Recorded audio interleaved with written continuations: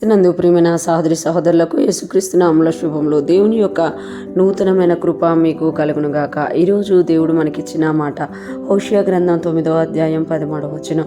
లోయల్లో స్థాపింపబడిన తూరు వంటి స్థానముగా నుండుటకై నేను ఎఫ్రాయిమును ఏర్పరచుకుంటుని, అయితే నరహంతకులకు అప్పగించుటకై అది దాని పిల్లలను బయటికి తెచ్చును.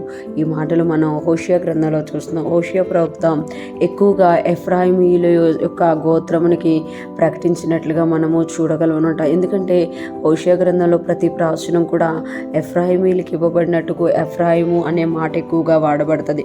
ఇక్కడ మనం చూసుకుంటే దేవుని మనస్సు అనేది ఇక్కడ ఎఫ్రాయిం మీద కనబడుతుంది. ఎఫ్రాయిము యోసేపు యొక్క రెండో కుమారుడు, కానీ యోసేపు యొక్క మొదటి కుమారుడైన మనస్సే కన్నా ఎఫ్రాయిం ఎక్కువగా ఆశీర్వదింపబడతారు అని యాకోబు గారు, ఆది కాండంలోని యాకోబు గారు ప్రవచనం చెప్తారన్నమాట.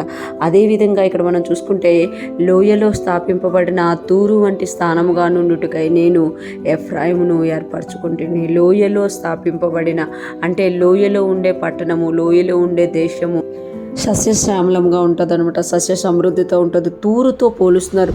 తూరు పట్టణము బైబిల్ గ్రంథంలో ఒక గొప్ప వ్యాపార కేంద్రంగా, గొప్ప సౌందర్యం గలదిగా, ఎంతో ఆశీర్వదింపబడిన దానిగా మనం యెహెజ్కేలు గ్రంథంలో చూస్తామన్నమాట. తూరు ఎంతగా ఆశీర్వదింపబడింది అంటే దాని వ్యాపార లాభము ఎంత విస్తరించింది అనేది మనకి యెహెజ్కేలు గ్రంథంలో తెలియచేయబడుతుంది.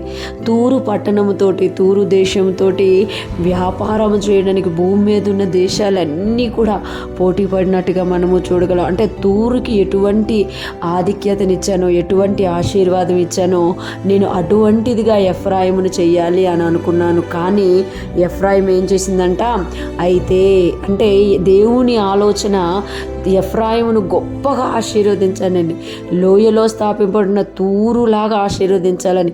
కానీ అయితే నరహంతకులకు అప్పగించుటకే అది దాని పిల్లలను బయటికి తెచ్చును.